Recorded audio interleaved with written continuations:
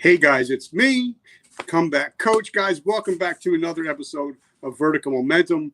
Guys, I know a lot of you have been deployed, a lot of you have got shift work, and a lot of you have missed your daughters or sons' first steps, first words. And we want to talk to you today about how you don't have to miss them anymore. And our friend Martha, amazing. You've probably seen her. She's all over my timeline, but she's been in Oprah magazine, Huffington Post. She's everywhere. She's crushing it. So welcome to VM Nation. Thank you so much for having me. I'm beyond excited.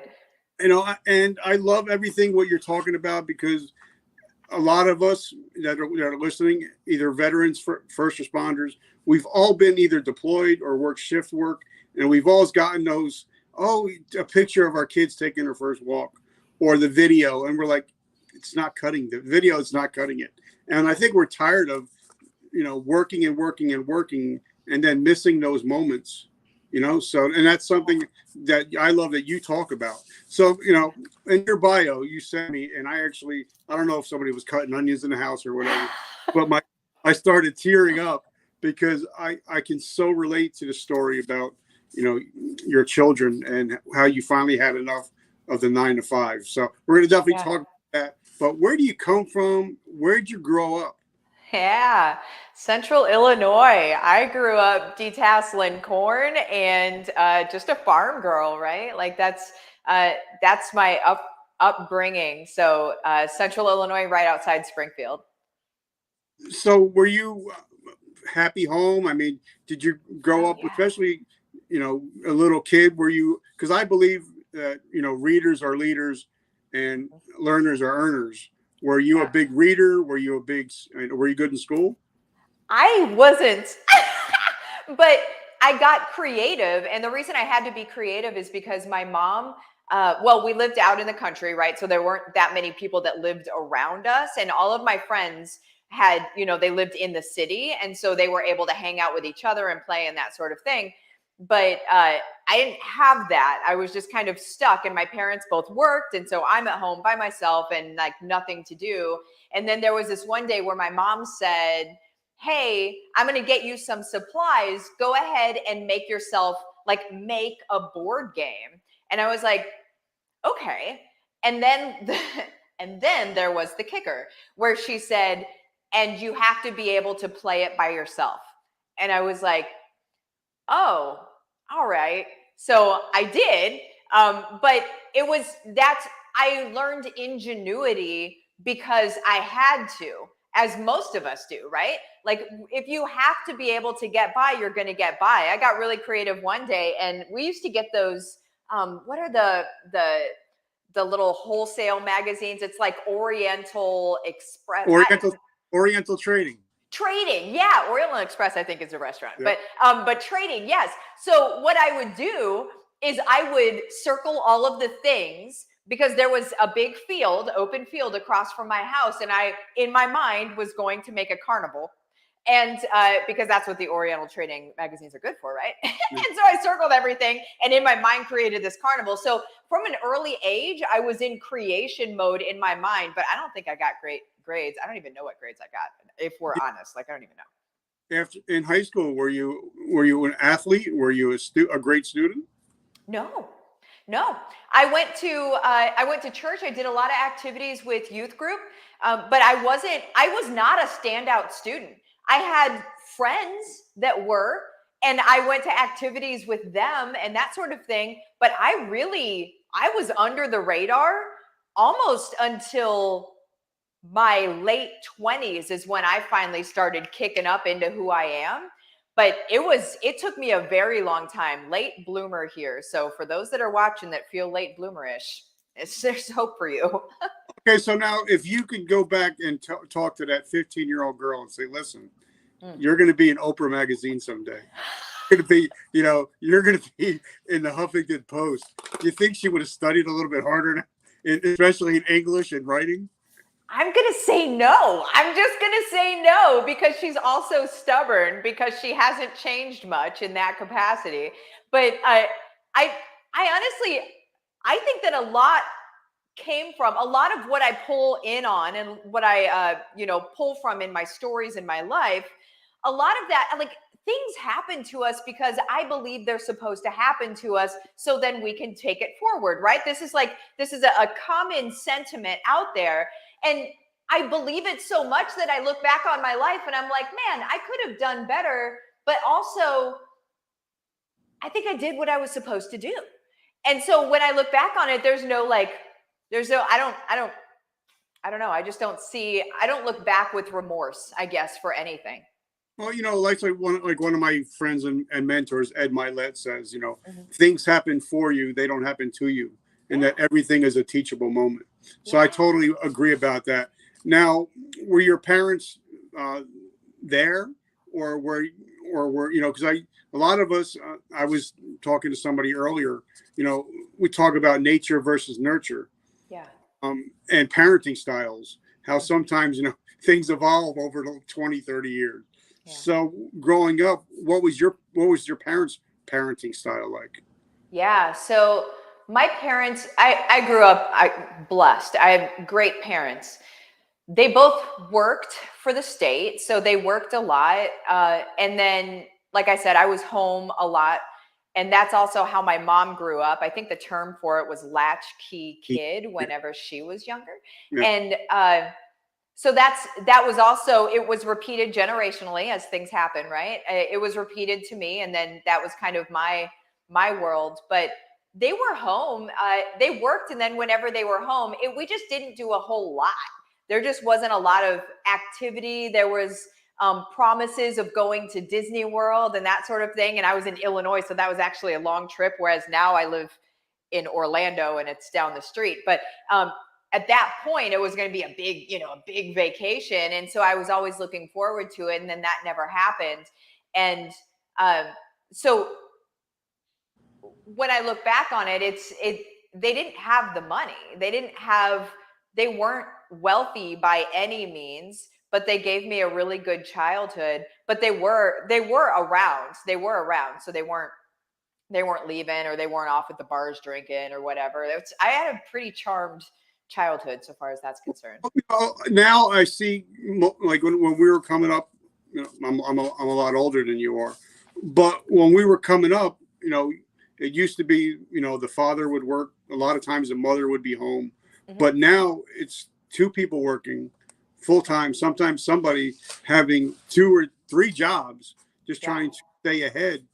And it seems like one of the parents is never home. Like for me, when I got out of the military, I didn't know what to do. So I worked retail, and I would work from 2 to 9 every night, 6 days a week. And my wife would put my daughter to bed, and I would take her to school, and I would only see her for about an hour a day. So I really missed 10 years, of that time that I can't get back. Yeah. And what I think we're talking about today is we're going to talk about what you do and why you do what you do, so people don't have to lose those 10 years, those 5 years, because time is finite. Nobody lives forever, and you really have to enjoy your time that we're doing. And I think today, because this little box that we're using, or computers, we don't have to be locked down to an office anymore. Right. Exactly. I had that same, I know we talked about it a little bit earlier and you were mentioning that you had read it before, but my experience, so like growing up, I was, it was charmed, it was fine and everything. Where my actual own personal hell hit in was when I was working, like I was moving my way up the corporate ladder and working more and more for less and less, which is how that works. And one day I was sitting in my carpeted cubicle that smelled like the 60s. I feel like we should have been breathing that stuff. It was gross. But I had all my little quotes around me that got me through the day. And then I got a video from my husband, and he never sends me videos like at work. Like it was a weird thing. So I looked at it, and the thumbnail that I saw on it was my daughter on her feet. And that hadn't happened unassisted before. And I was like, oh, what's this? And so I couldn't watch the video because I was on the calling floor. So I couldn't watch the video. And so I had to go in the bathroom, which is just so like, come on, you couldn't get any less glamorous than this. But I went in the bathroom to go watch this video. I pushed play, And I swear to you, it was my girl taking her first steps. And it wasn't even just like, 1, 2, 3 first steps. It was awe-inspiring. It was her, like, she took one, wobbled into it a little bit, and then did one of these. She put her arms out and went, and it was just like the best thing on earth for her. And as I'm watching it, I'm like smiling and mirroring her, because that's what we do. And then in the same exact moment, everything crashed down, because I realized that she wasn't walking to me. She was walking to a phone. She was walking to daddy. And it's great that she was walking to daddy, but man, I would have loved to have been there. And even so, even in missing it, all I wanted to do was go home, because I wanted to go with her and celebrate. And I didn't have any sick time, because when you're a mom in corporate America, you don't have sick time because you're constantly using it. And so whenever I go back to my desk, my carpeted cubicle, I felt like a caged animal. Never in my life have I felt quite that caged. And as soon as I sat down at my desk, half my mind was on my work, half my mind was on, how do I get out of here?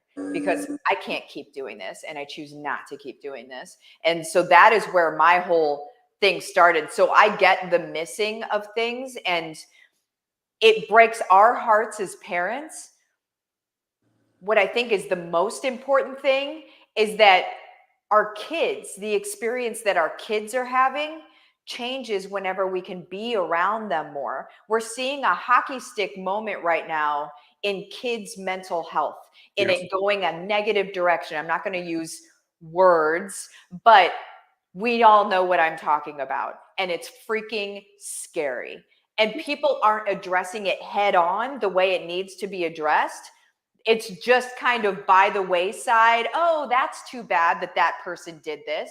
Oh, that's too bad. Oh, that we need to stop doing the that's too bad and start doing the root. How do we fix it? And if mom and dad can be home with the kids, I'm telling you right now, that number will come down, because the kids simply aren't feeling seen and heard right now. And so there's confusion. I'm sorry, I don't mean to cut you off. Oh, no, I was just saying, because in my town, I'm in charge of the DARE program. And so I'm not afraid to talk about it at all. And a lot of people don't realize that on average, 5,000 adolescents attempt suicide every day in the United States. And I agree what you're saying. I think if a lot of times, if the parents are around, where if, like, for me, my son, he just got his driver's license, he's driving my car, and I just say, hey, let's go for a ride. Let's just go chill somewhere. I think if we have more of that, mom and dad saying, hey, let's do something. We're going to Hershey Park for 3 days. I think if we can do more of that, then that number is going to go down drastically. You know what I mean? Yes. So now talk to us, because I want to go back into that cubicle, because you said that once you left that office, you never went back. No. But now a lot of people would say that's crazy. You don't have anything to back up. You're out of a job, but you were like, here I am, family first. I'll figure the shit out later. So talk to us about when you leaving the office that day and what it was like to get home that night. Oh, it was nuts. It was nuts. So leaving the office that day was like, I may have, hyperventilated. It was like shallow breathing. What am I doing right now? Because we haven't talked about this. On paper, this is an idiotic move, okay? Because I was the sole earner for 2 families. It was me, my husband. I had already brought my husband home from work, which was why he was taking the video of our daughter. So it was me, my husband, and our daughter. And then my husband's parents had moved in with us, because my husband's dad was in his 70s and he had just lost his job. And so we had just bought a really expensive house that could accommodate 2 families. So all of that is on paper, and I am holding the insurance for the family, which everybody is like, that's like the glue to a job, but who's going to be, you know, the insured person, which really isn't that big of a deal. It's a weird thing. But anyway, when I left that building, I knew I wasn't coming back. And on my way home, I kept doing this. I think we all do this. I was preparing my argument because I knew I was going to walk in, and my husband is like the guy that holds the string to my balloon, so to speak. So I'm kind of like this, and then he's like, okay, yeah, but how about this, this, and this, right? Total grounding force. And I was like, okay, well, I'm about to tell this man that I want to quit my job. And how's this going to play out? Probably not well. So on my way home, I kept thinking, okay, he's going to say this, and I'm going to say this. And then he's going to say this, and I'm going to say this, and he's going to say, and I had it all mapped out, basically. Whenever I get home, I park in the driveway, get out of the car, take my purse and my keys, go upstairs where he was, put down my purse and my keys, look at him, kind of lean on the table and say, I can't do this anymore. I want to quit my job. And then I told him what I planned on doing because I had already chosen a solution. You know what I'm saying? So I remember I was sitting in my desk in my cubicle and thinking, what am I going to do? And so all of that happened. And so I had my solution. And so I told him what my solution was, excuse me. And he looked at me, and it was the weirdest thing because these words would not typically come out of his face. But he looked at me and he said, Martha, if you don't do this, you're not only doing yourself, but everybody around you a disservice. And I was like, whoa, because that's not him at all. And so that's when I knew I just had to do it. And then I gunned it. I started on what I started working on at that point, which has evolved now, but it's what I was working on. Okay, so before we get there, because I'm so excited to talk about that part. I love everybody's comeback story. But first, I want to thank our sponsors. As you guys know, we came out with our own coffee called Vertical Momentum Coffee. For those that love coffee, it's twice the amount of caffeine, twice the amount of energy, no crash, tastes amazing. But the best part is 100% of the proceeds go to end veteran homelessness and suicide. So if you guys love coffee with a mission, write coffee down below and I'll get that to you, get the information to you. Now, I always talk about, because a lot of people that are watching this, we're called vetrepreneurs. We're veterans and entrepreneurs. Yeah. And a lot of times, and I'm one of them, a lot of us, we don't have that hard conversation at the kitchen table before we start a business. And, $10,000 later, we're 10 grand in debt. We don't know what the hell just happened. And we got to have an even harder conversation with our husbands and our wives. Yeah. So please talk about the importance of having that talk at the kitchen table before you make those big decisions. Oh, gosh.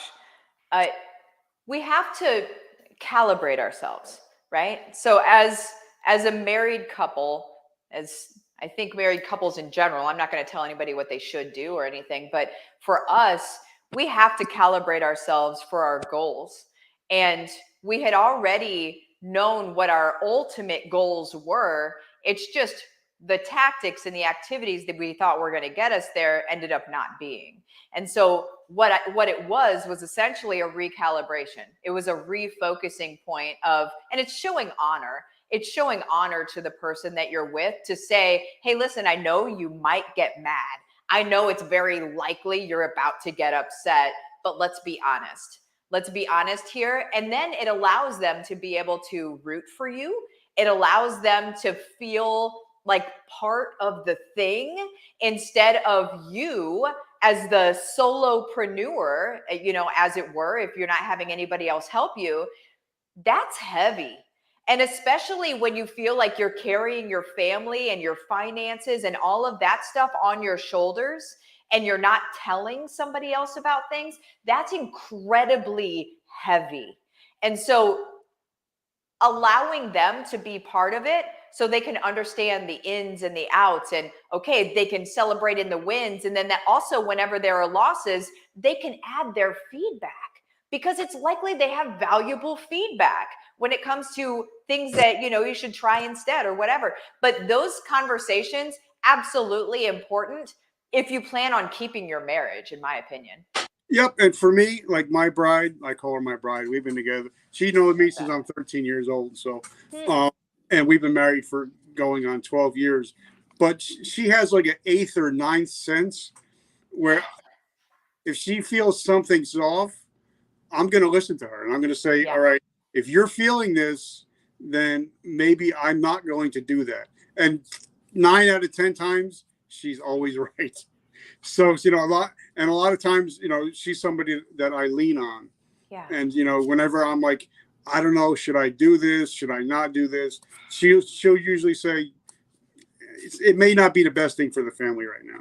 Wow. And so, you know, sometimes and a lot of guys, we all have that hula macho bullshit. And, you know, but until we're like, when you're sitting down and all the bills coming in and you're running out of money at the end of the month and you're like, I should have just listened to her to begin. Right. So talk to us about as you're in your cubicle and you're like, all right, I know I'm not coming back. So what was your thought process into thinking, all right, I got to do something different? What was your actions? Yeah. Well, my very first thing was, what can I do that can make money? What can I sell? What skill set can I sell? So not what thing can I sell, but what do I have that I know how to do that is marketable locally? Because I knew that I wasn't going to go immediately out into the World Wide Web and everywhere, although now you can. But whenever I did it, it wasn't wise. And so what I was thinking was, okay, of local businesses, and I used to work at GoDaddy. Okay. So I was in leadership at GoDaddy for a little over 5 years. So I've got some marketing experience, but I was like, okay, what can I do that would be marketable here for local businesses? And there's something that I've always just naturally been good at. It's a weird sense of mine, but SEO, search engine optimization, which is, you know, pushing your website to the top of the search engines. I've always been able to tell algorithmic changes before Google even announces them. I just see it. And so like, I was like, okay, well, that's a thing I'm good at. And so then what I did is I took my, you know, marketable skill that could help businesses. I suggest everybody do this. If you have a marketable skill that can help businesses, like if you can help save them time by you doing it for them, then, and also do it better than they could. So there's that. But what I suggest doing is going to your local chamber of commerce. I signed up to be a member of the Chamber of Commerce. It was at that point $200 a year, I think, to be a member in Cedar Rapids, Iowa. That's where I was at that time. And as soon as I became a member, I started doing trainings for the business owners in the chamber. So they have a calendar of events and they have they're always looking for speakers. They're always looking for people to come in and do this stuff because they don't have it, you know? And so what I did is I taught SEO training for them. I taught them how to do it. And of course they were like, yeah, that sounds awesome. Also, I don't have time to do this stuff. Do you want to do it for me? And within the very first month, I did not skip a beat with my last paycheck at GoDaddy. I made the same amount on my first month of working for myself than with GoDaddy. And then it's just kind of gone up from there. No, you know, because like a lot of people, when they get out of the military, you know, we're taught to follow a standard operation procedures. You know, we're taught to be, you know, in order to be a great leader, you got to be a great follower. But, you know, when we get out of the military, we go to put a resume in and it's nothing but a bunch of nomenclatures and numbers. And the person look at it just like next, because they don't understand it. And they don't make we don't make our skills, you know, as noticeable. And I think that for me personally, we make better business owners than I think we do employees, because when you get out of the military and where you're in the military, there is no 9 to 5. It's here's the job. We'll work till we complete it. Yeah. And then when you get into the civilian sector, everybody gets in at 9, has their coffee, drinks around the water cooler, has lunch, and goes home at 5. And the military people are like, wait a minute, we're not even done yet. So I think that's what makes military people great business owners. And I think sometimes, and even if they can't open their own business, I think a lot of us do great with franchises because we can follow an SOP. The You know, we systems. can. So now, but talk to us, because a lot of people, like you were saying, you sat down and figured out, what am I good at? What skills are translatable? Mm-hmm. But how did you go about? Do you sit down? Do you write out a sheet of paper, lines on it? How do you do it? Yeah. So for me, I just brainstormed. So this isn't very systematic, other than the fact that I had a piece of paper in front of me and I was like, what can I do that people would pay for? And so whenever I wrote all of those out, then I looked back at them again and said, okay, now what can I do that people will pay for? And I would love doing it, because I already knew if I'm going to do this thing that I hate doing for 40, 60, 80 hours a week, because we know how entrepreneurs are, right? We're going to get at it. Then I'm going to hate my life. And I'm going to be like, it's just going to be a different looking job. It's going to still be the job. It's just going to look different. And so I made sure that I loved doing it. And so that's where SEO came out, because I was like, it's like, to me, SEO is like a Rubik's Cube. So it's like a game to me. So it was totally, it was totally the number one for me. So it's, what can you do that people will pay for? And then also, what of those things, which would you love doing the most? All right, so I would love it for a second to talk about SEO, Yeah. because a lot of people, like I'm just learning SEO, so I'm still studying, and I have a young lady. She does all my SEO work, but she's actually teaching me as she's doing it, so I can, even if it doesn't work out 10 years down the road, I know what she's talking about. Yeah. But a lot of companies have great SEO, but they forget how to be social on social media. Yeah. And they don't realize how just because you have somebody come into your ecosystem doesn't mean they're going to stay in your ecosystem. And you need to build relationships. Yes. So please talk about SEO, but also building, I believe in building generational relationships. So please talk about that a little bit. Yeah. Well, SEO, the easiest, like if we were to push the easy button on SEO, I'll just give a tactic here, like a thing you can actually go do right now. You could type what you do into Google, just like, your skill set. So search engine optimization or whatever you do, type those words and those words alone into Google. And then you push, enter or whatever you're going to push. And then you're going to get, a number of different things. But right after the ads, it's typically right after the ads is where you're going to see people also search for. Yeah. That's a gold mine. You're only going to see 3 or 4 of them in the beginning, maybe 5, but you can expand it, and where it'll keep giving you more and more and more. There's no reason on earth that you should run out of content. So as you are looking through those things, what those represent is literally what people are typing into Google that have to do with what you help people with. Now, if you create a video, so if you're a video person, that's awesome. If you're not a video person, please figure out how to become one, because YouTube is like, it's the how do I channel, which is where we want to be able to help people. So make a video. Don't make it longer than 8 minutes. Write that down. 8 minutes is your sweet spot. That's from the top of Google. They're saying that's where people are watching is 8 minutes. And what we're looking for, I'm getting a little in the weeds here, but what we're looking for is for people we're looking for as much watch time as possible. Yeah. So when people come to our video, they go through a ton of it. And so if your video is over 30 minutes long, what's going to happen? People are going to hover over it. It'll say 30 minutes and they'll be like, I don't have 30 minutes. And then they will go to somebody else's video. It's what's going to happen. But if it says 8 minutes, they're like, okay, I have 8 minutes. I can do this. They're going to watch it, and they're probably going to watch most of it. So that's incredible for your SEO on YouTube. That's just like a side hack right there.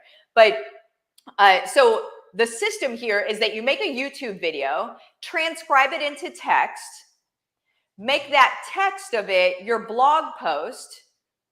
So those words can now be scraped by Google. And what that means is that Google can know those words exist on your website. Okay. You might be like, well, I'm a plumber. Why would I have art or a blog, I guess, on my website? because it's content strategy, because people are ending up on your website and then they're going to poke around and they're going to learn about you as a plumber or whatever it is that you do. So with the blog, with the transcription of the words, you can always, change them. If you talk like me and you add your nose and stuff like that, obviously you're going to take those out, have somebody edit it. Go on Fiverr, Fiverr.com, have somebody help you out. Super duper cheap. None of this has to be expensive. And so then that exists on your website, and the title of it is exactly what was in Google that people are looking for, word for word. Don't even jack with it. That's it right there. And so that is how you increase SEO like crazy. Now, to move over to social, I love that. And really, whenever you were talking, I was hearing onboarding.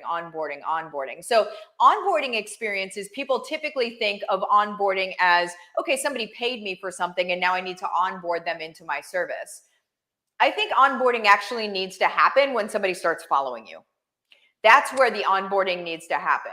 So I actually have somebody that I pay to do this, that every time new people come into my group, so I have a group, we all do these days, right? But I have a group, and so this lady, she will welcome everybody coming into the group. She'll find out where they're at in their journey of what I help people do. So then she can give them free resources, because I've got hundreds of videos out there.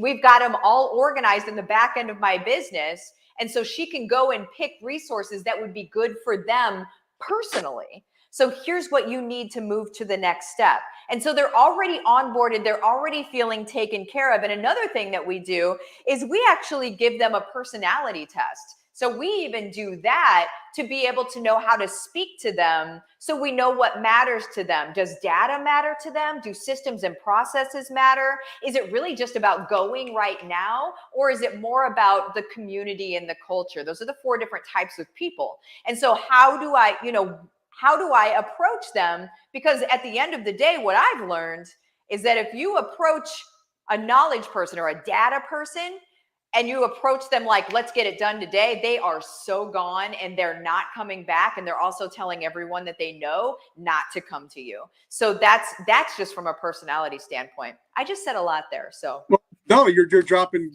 golden nuggets. And, and I believe, like my friend Gary Vaynerchuk talks about, a lot of times you got to jab, right hook, and I think a lot of people in business, it's all right hook. And then when you throw a jab, nobody's going to respond to you. So, because like he said, he gives away 98% of his stuff away for free. Yeah, same. Nobody ever acts upon it. So please talk about, like you said, you have hundreds of videos out there. Yeah. And you're providing value before asking for something. And I think business owners think, well, I need to ask for something first, then I'll provide value. Yeah. So please talk a little bit. I think that we're misled into that, because we've seen, we all grew up in this world of Mad Men marketing, right? Of like, advertise the thing and then deliver the thing after you advertise the thing. And so they think that's what business is. When in reality, in this very Googleable world that we live in, people can figure out a whole lot of stuff. And if you're not the person that's helping people figure things out, then you're not part of the buying decision at all, period. So if you're looking at, what's one of the books? Oh, I've got it back there. Breakthrough Marketing. Yep. I don't know. It's one of like a really expensive book, but it's a great book. And it talks about basically the customer journey. It's really what it breaks down to, is the customer journey. And, there are different stages of awareness in the journey. And whenever you know those different stages of awareness, you can prepare content, prepare freebies, prepare things like that for them at those stages. And the cool thing is that I can't remember if the book says this or not, but the earlier in the person's journey that they hook up with you as their mentor or as the person they're going to learn from, the deeper that loyalty gets. right? And so they're always going to work with you, and they're always going to tell people about you. And it's because you've had them since day one, and you didn't try to fleece them. You just helped them. And then whenever it was time for them to move further down into something, then it's their choice. If they want to do it, they do it. If they don't, that's fine too. All right. So now I have another question because and by the way, I just want to say thank you for taking the time out and hanging out. I truly appreciate it. I have like one of my friends, John Lee Dumas, one of the biggest podcasters in the world. He's one of my mentors. Mr. Russell Brunson, one of my mentors and friends. He wrote a book. He wrote a trilogy, Secrets. And what they talk about is a lot of us when we start a business, like before we hopped on, I told you who my perfect avatar is. Yeah. And I actually broke it down all the way to I actually named my perfect avatar. I have a picture in my phone of some family with father and 3 kids. I don't know who they are, but those are the people that I talk to. Yeah. And like John Lee Dumas said, before you start your business, you need to find out who your perfect avatar is. And sometimes you need to go an inch wide, but go a mile deep. Yeah. So talk to us about finding our avatar. Because like, I think it was Mr. Jim Rohn that said it. If you're advertising to everybody, you're advertising to nobody. Right. That's it. Please talk about that. Yeah. So the way that I teach this is I call it bat signal, which I'm pretty sure is copywritten somewhere, but whatever.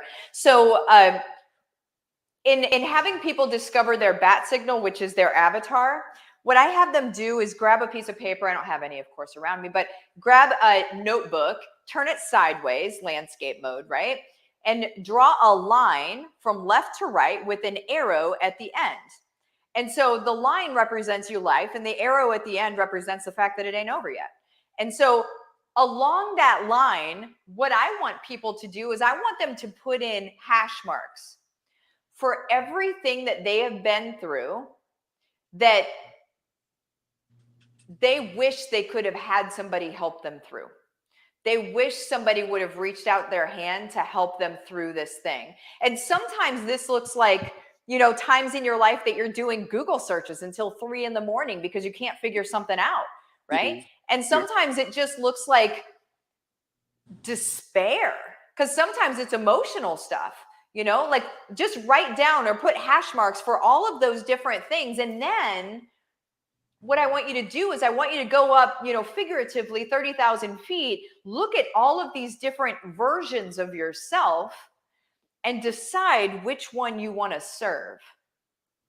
And so for me, I really serve the family. I serve the mom sitting in the carpeted cubicle. I serve that woman. I wake up every morning thinking about her. Everything that I do, work related, I'm thinking, how does this make her better? How does this move her?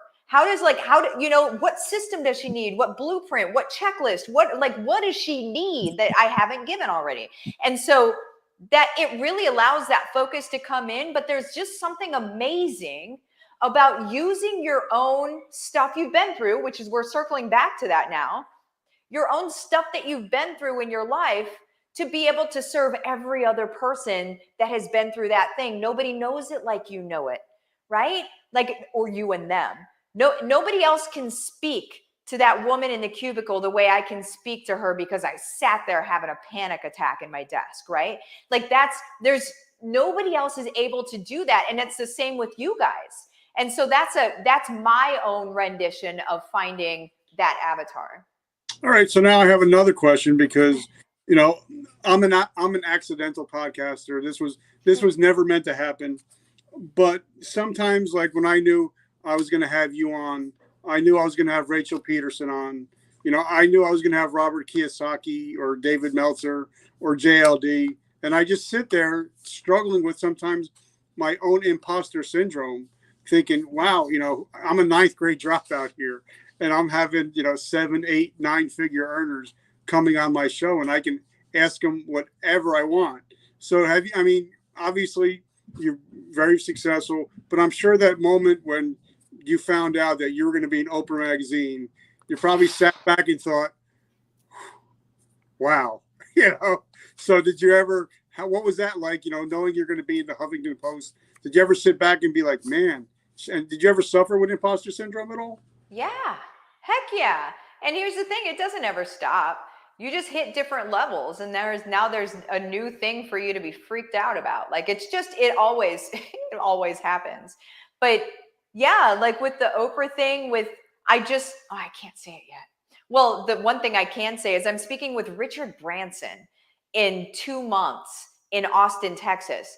And by the way, one of my friends, Tammy girl, is going to be speaking on it. She's one of my best friends. So she's actually be speaking there. So hopefully we'll be able to get together and hang out.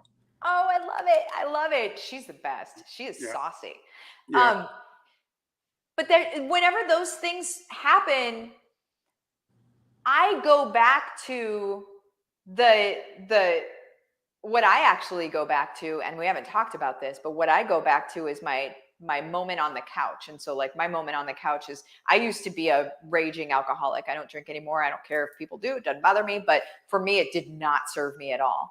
Me too. I'm sober 33 years. So I get it. Yeah, I love it. See, I knew I liked you. So not that I don't like people that drink, but I go back to her. I go back to the girl post-divorce. The divorce was from domestic violence, right? Ended up bloody in the hospital. I go back to the girl sitting in the basement of somebody's house because they had the grace to be able to let me stay there. I couldn't afford anything. I couldn't afford food for myself. I was feeding my dog cheeseburgers from Hardee's because it's all I could afford. And I go to her. And whenever I have those moments happen, it's almost like my entire life. Oh, I'm not going to cry. It's almost like my entire life, I just keep going back to her and telling her it's okay. Yeah. That's what I feel like everything is like. I just keep doing that. And, but yeah, I absolutely have those moments. And the imposter stuff, like I said, it happens. I could be in a room of people and it's a bunch of, people that everybody knows. And I start to be like, am I supposed to be in here? Am I in the right room? Right. But I think it's just always going to happen. And it's fine. I just laugh about it. What you said really touched me because, where I'm living now, I live 2 miles away from where I used to live in my car and eat out of garbage cans when I was struggling with my addiction. So, but a lot of times, like I tell everybody, a lot of us forget where we come from. Yeah. And like for me, the other day, it was raining out, it was cold, and I had to take the garbage out. And I'm like, oh, this sucks. And then I got to take the garbage out and I turned around and I looked at my house and I was like, wow, I get to take out the garbage from my house 2 miles away from where I used to be homeless eating out of a garbage can. Wow. So, I believe that gratitude, like my friend David Melcher was on last week, he said that gratitude and anger cannot occupy the same space. No. Yeah. So if you want to get rid of your anger, you got to have a lot of gratitude. And you sound like you have a lot of gratitude. Oh, 100%. 100. I live inside that space. Yeah. So now talk to us about, what you're doing now, what you got going on. I know there's certain things you can't talk about, and that's okay. So what's going on in your world now? Yeah. Well, what we've got going on is, so I teach people how to create multiple income streams from home, right? And what I'm focusing in on right now is affiliate marketing, because it was literally my very first thing. Like, we make multiple 6 figures a month from affiliate marketing alone, that income stream. And so I'm teaching people the very first thing that I ever did, because it doesn't require a lot. And then what you do is you kind of accidentally develop who you are as a business person. And then you can leverage it in different ways and really be able to serve and help the world in different ways too, once you've got that kind of leverage. But that is where I'm doubling down and focusing. So that's major focus right now on all of my channels. And, a lot of like 6, 7, 8, 9 figure earners, that's where they own a bulk of their money comes from affiliate marketing. Right. I know with JLD, I think he makes over $1 million a year just from affiliate marketing. But now also, I believe with affiliate marketing, you have to believe in the product that you're selling. Yes. Like for me, like I can't affiliate market alcohol if I can't drink alcohol?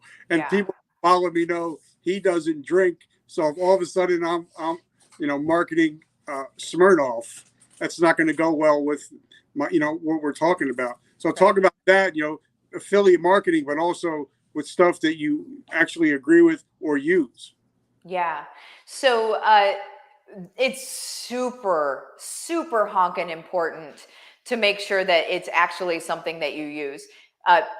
If you were to, as you're building up your audience, as people are starting to follow you, if you were to just start tossing things at them, it's going to feel very salesy. It's going to feel very slimy.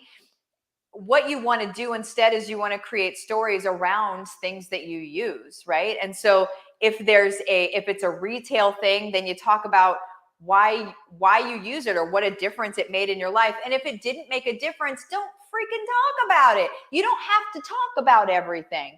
But what is really lucrative so far as affiliate marketing is concerned is think about the softwares that you use that recur monthly, right? That bill monthly. So what are the different softwares that you use? There's got to be something. I believe Netflix even has an affiliate marketing thing, right? So there's got to be something that you use. Now in business, obviously there's many different things that we use. But what the best thing to do there is to you can do videos and blogs about side-by-side comparisons, them versus their competitor.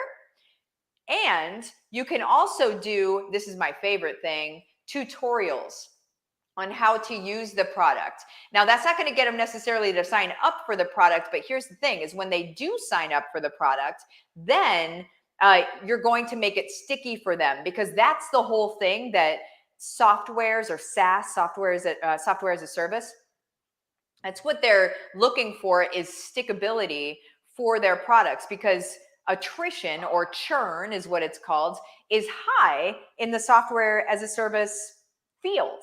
And so if we can make it sticky, if we can tell people the different sticking points of the thing, like, hey, I was trying to do this, or here's how you do this thing, and then make it like a 5-minute video, because most software places, God bless them, but when they do a tutorial video, it's like 30 minutes long. And I'm very Reddit about it, where the TLDR, like I'm not listening to that for 30 minutes. And so if you can make a 5-minute video, very, very functional on a tiny piece of what that software does, then that's what people will search for, and it will keep it sticky. And eventually the software will probably even reach out to you and give you some sort of special deal, because you're making it so easy for people to stay with them. Now, if you're like, okay, well, if that's not why they're buying it, don't I want to spend more time on what they're buying? Well, usually when you're using one software, it probably coincides with another one in some capacity, right? Yeah. So in those videos, do a little, oh, by the way, I also use this for this. Oh, by the way, for this part, I use this. So it's just gold whenever you've got a system put together. A lot of people don't realize that Google is the #1 search engine in the world. Yep. But YouTube is the #2 search engine in the world. And they're both owned by Google. Right. So, you definitely, like for me, like I use StreamYard, I use MailChimp, and I use ClickFunnels. Mm-hmm. And I have affiliate marketing. But we use them, so we kind of like them. And normally people use and talk about what they like. Yes. And like when I was with GNC for over 30 years, I would always tell the new guy that would start, I would tell them, buy a product, I don't care what it is, and start using it.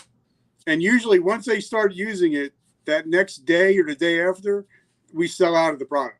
Right. Because people, they brag about what they use. Yeah. So I think, like you're talking about, if you like, whatever it is, if it's ClickFunnels, MailChimp, whatever it is, if you start using it, you're going to be like, hey, you talk to your friends, oh man, this happened on this and this. It kind of just snowballs. You know what I mean? Yep. That's exactly it. That's exactly it. And it's, people want they want to know that somebody else, or that somebody that they like, uses this thing. they don't want to really go out there cold searching for something. They don't really want to. So if you can talk to them about something that your people are going to be needing anyway, it only makes sense. The last thing I want to talk about is branding. Now, I'm a big sports guy. I love sports. And, for me growing up, Michael Jordan was the man. He always came out wearing, he always was Nike. He was the face of Nike. Where if he would have come out one day wearing an Adidas jumpsuit, Adidas sneakers, everybody would lose their mind because he's Air Jordan. And I think in 2022, you are your brand. Yep. And you have to stay consistent in your branding. Mm-hmm. Can you talk about branding a little bit and how consistency will trump intensity over time? Yeah. Well, I think the most important thing to understand about brand is, and a lot of people say this, so you've probably heard it before, but your brand is what people say about you when you're not in the room. And so that's everything. And so when we think of brand, there's brand colors and that sort of thing. And yeah, you do need consistency on brands. Like my friend Steve Sims talks about, Steve, get at it. He talks about, making sure you have the same profile picture across all platforms so people don't show up on a platform and they're like, is that her though? It doesn't look like everything else. And so like just being totally honking clear so people don't get confused, because confused people go away and that's just what happens. So, but to talk about the brand part of, your brand is what people say about you when you're not in the room. You need to tweak and you need to be able to own what that narrative is that people are saying about you. Like, what are you telling people to say about you? Are you even telling people what you stand for? Are you even telling people, here's why I do what I do? On all of my videos, I say, listen, I make these videos because there are a lot of struggling families out there and I don't want you to be one of them. Like it's front and center. That's who I am. It's what I'm about. Right. And so are you doing that? Because if you do that, you will hear people mimic it. You will hear people say it because they believe it, obviously, because you are, that's what you're doing. But then now they know how to describe you because you've already described you. I love it. Now, the reason I wear the shirt for the show, I actually had we threw my own mental health summit last year. It was called Today I Decide.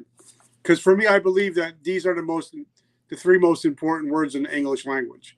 That, today I decide. Like for me, I'm a suicide survivor. So thank God I made it. But, I made a decision that day after the attempt that instead of being a statistic, I wanted to be a daddy. I wanted to be a husband. And for me, I tell everybody, you don't have to be the same person when you go to bed tonight that when you woke up this morning. Like that morning when you went to work, you had no clue what was going to happen. No, right. And then at that moment, you made a decision. Yeah. And then all you had to do was act upon that decision. So that's why I wear the t-shirt all the time. And it has a question mark because everybody has their own different decisions in life. Whether you want to be a business owner, whether you don't want to be a business owner, we all got to make decisions. But like my friend James Clear wrote in the book, Atomic Habits, you are the sum of your decisions. Yeah. So, if somebody wants to work with you, I know you have some free giveaways. I'll let you talk about it. But talk to somebody who wants to work with you or, just wants to talk to you, get to know you, or maybe help them. How do they do that? Yeah. My website is withmartha.com. So it's the hub for everything. I won't give a laundry list. I'm just going to say one thing. Withmartha.com is where you're going to find everything of mine. So you'll find my blog. You'll find the links to social media. I'm incredibly active on social media. I put out a bunch of everything that I put out. Like I said, I run through the filter of, is this helpful? Is this going to push the needle? And so it's not really fluffy unless you're on my Facebook page, in which case, I overshare like crazy there. But on most of my channels, it's just going to be about like, let's push the needle on your family's income. Let's do this, and tips, tricks, hacks. That's what I'm going to be doing. So that's on my YouTube channel and everything. But all of those links are on withmartha.com. And one thing I love you just said, and I think for me, once I got Russell Brunson's book, Traffic Secrets, he talks about how as a business owner, you need to be a content creator. You don't need to be a content consumer. Right. And I think if we, I was on Facebook for hours and hours a day. Now I just check whatever. But a lot of people don't realize that when you're a business owner, you need to become the creator and not as much of the consumer. Yeah. And you need to be intentional about every post you put out. If you're posting about Putin, if you're posting about political stuff, it's going to draw people away from you eventually. Mm-hmm. So, just for the last couple of minutes, just please talk about being intentional with everything you do. Yeah. Well, so if we're truly living for the give back, which I think that most of us really are, whether we say that we are or not, sometimes we're afraid to say it because then what if I fail and blah, blah, blah. I'm not getting into that right now. But if we are living for the give back, if we're living to make someone else's life better in some capacity, then we need to make sure that we are digestible for everybody. And whenever we make ourselves so incredibly polarized, I'm not saying that, if you're sitting at the kitchen table, if you want to get at it, that's fine. That's fine. But when we get incredibly polarized in social media, we may be limiting the amount of people we can actually help in the way that we want to help them. And it has nothing to do with the polarizing thing. That's the thing, is like they get all weird about these polarizing things when in reality, in my opinion, they're designed to separate us. And so like, why would we let anybody separate us anyway? So let's show up, let's serve, let's give. And being intentional would be, what does my person need to hear today? Maybe something happened in the news and you think your person needs to hear something in relation to that. Maybe that's the case, but I would never make it super polarizing. I would just say, hey, I saw X, Y, and Z just happened, and it made me think about you guys. And so I wanted to say blah, blah, blah, if that's a thing. But usually I wake up thinking, I think she needs a checklist. I think she needs to know how to avoid click fraud. I think she needs to, there's just that's where I'm like, she needs this. And you work on inspiration. And there's not a lot of pre-planning for inspiration. Now for me, like I do 5 posts a week and because it was in I forget what book I was reading, and they talk about, people are interested in you. Yep. For me, it's faith, family, podcasting, veterans, and personal development. So I post 5 things Monday through Friday, because a lot of people, they don't want to just see, oh, they're posting about their business again. Especially on social media, people want to get involved. They want to see maybe pictures of you and your kids, because it makes them feel closer to you. So we're, a lot of people just, every time you see their first Facebook posts, oh, they're selling something else, and you just go, you scroll, you become, it becomes noise. So please talk about that for the final minutes, about how, to, like I said, be social on social media and let people know you're something other than your business. Yes. Oh my gosh. I think it was Guy Kawasaki that said it's the 20% rule, right? 1 for 5. You could have an ask, and it's kind of like jab, jab, jab, right hook, but you can have an ask if you do 4 filler posts, which I can talk about here. Then you can have an ask, 1 for every 5. I don't even do that much. I most of my stuff is filler. When we look at Facebook, it's filler, or it's talking about things that I know people need, but it doesn't have an ask. So that's the truth behind human behavior, is that, and the world that we live in right now, is that people know what to do if they like you. Yeah. If they like what you're talking about, like on tips, tricks, hacks, if they like what you're talking about, they know to Google you. They know to find you somewhere. They know the behavior. Everybody knows the behavior. And so you don't need to force feed and say, buy my stuff, buy my stuff. You don't have to do that at all these days, actually. So there's that. But what I think people should really be doing is that give. And then the other, like the filler posts, if people are having like sort of a paralysis point with that, educate, inspire, entertain. So a lot of times I'll do funny memes because that's just where I'm at. But those three things, and then just, what's going on in your family? What's going on in your world? What's the behind the scenes? There's a reason reality TV is so popular, and it's because it shows us behind the scenes of stuff. And it's that, I mean, our brains are designed to want to know what's really going on, right? And so just tell them that. I love it. So could you tell us your website again? What is your, Yes. how can they find you again? Absolutely. With Martha. So WITHMARTHA.com, withmartha.com. And that's where I found all the Oprah articles, the Huntington Post. So it's a great, and your website is actually, it's really easy to navigate. And so it's very simple, but it's even for a low tech redneck like me, it's easy to go through. So I just want to say thank you for coming on, and I truly appreciate you. And please tell your assistant, she's amazing. She's good. I'm so glad you said it live. Cool. Thank you. Yep. And guys, as you guys know, I always end with a quote, and it's always by Miss Oprah Winfrey. And it said, if you want to help yourself, help somebody else. Yeah. So guys, I love you guys. Remember, have an amazing week. I'm taking off for a couple of days, family time. And Martha, I just want to say thank you. Have an amazing week. Thank you. All right, guys. And remember, vertical momentum. The only way to go is up. I love you guys.